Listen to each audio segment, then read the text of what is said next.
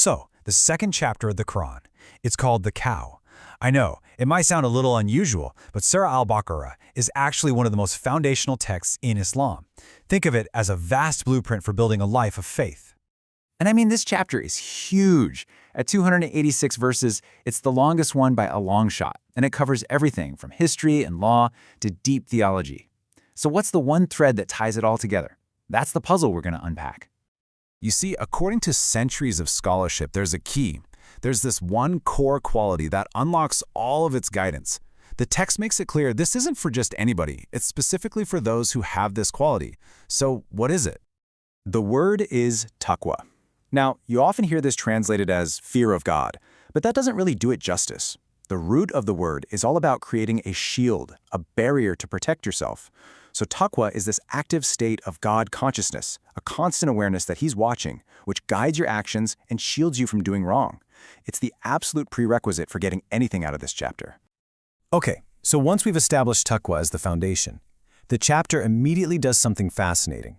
It breaks down all of humanity into 3 distinct groups based on how they respond to God's call. It's like a sociological map, right at the very beginning. First up, you've got the believers. And what's their defining feature? They have faith in the unseen. This isn't just some vague hope, you know?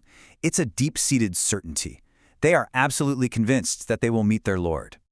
The second group is the disbelievers.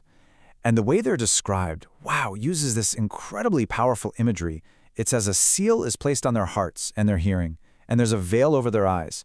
So it doesn't matter if you warn them or not, the guidance just can't penetrate. And then we get to the third group, and this is where it gets really complex. The hypocrites. They get the most attention here. On the outside, they say all the right things. Oh yeah, we believe. But their actions? They're causing disorder, creating problems, all while claiming, hey, we're just trying to make things better. This table really just lays it all out, side by side. The contrast is just so clear. You've got the sincerity of the believers, the flat-out rejection of the disbelievers, and the two-faced deception of the hypocrites. And look at their outcomes. They're a direct reflection of their choices: success, punishment, and arrogance. It's a roadmap of 3 very different spiritual destinies. All right, so after setting up this whole framework of belief and disbelief, the chapter takes a hard turn. It pivots into this massive historical narrative, using the story of the children of Israel as a deep, profound case study in what happens when people are blessed with guidance but turn away from it. And you can see this clear pattern, this cycle that just keeps repeating. First, God delivers them from absolute tyranny.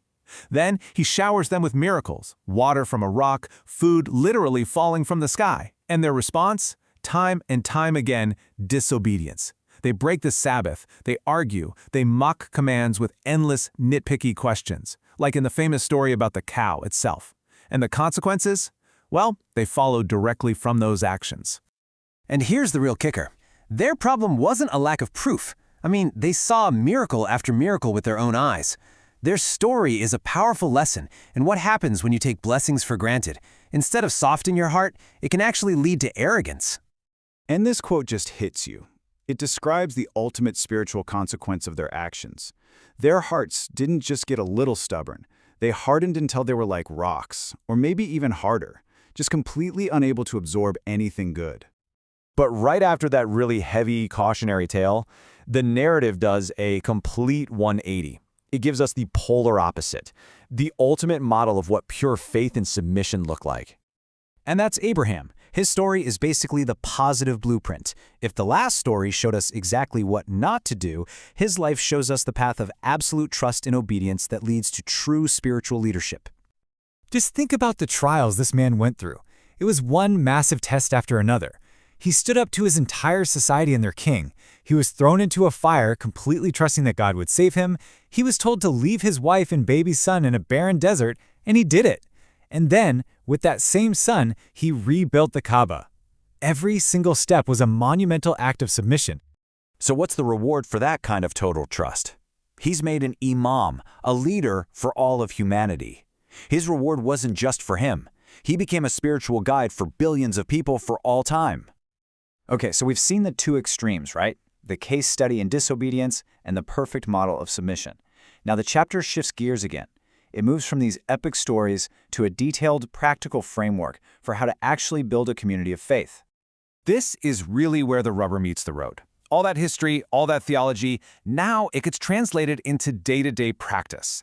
The rest of the chapter is packed with laws and guidelines that lay out exactly how a society built on taqwa is supposed to work.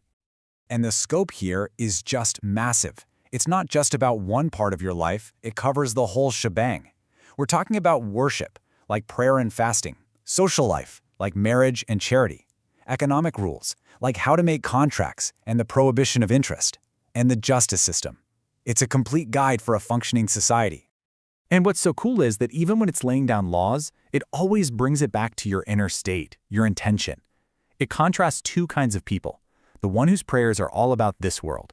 Give me money, give me success. And then there's the other, who asks for a balance, praying, Our Lord, give us good in this life and give us good in the hereafter. That's the balance perspective. And that's really the genius of how this whole chapter is put together. It doesn't matter if it's telling a story about ancient prophets, or laying down a law about financial contracts, or describing the psychology of a hypocrite. It always circles back to that one central theme.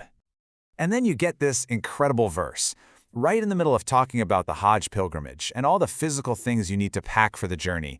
It makes this profound pivot. It says, yeah, pack your food and water, but the best provision, the most essential thing you can carry with you on the journey of life is what we started with, taqwa, that God consciousness.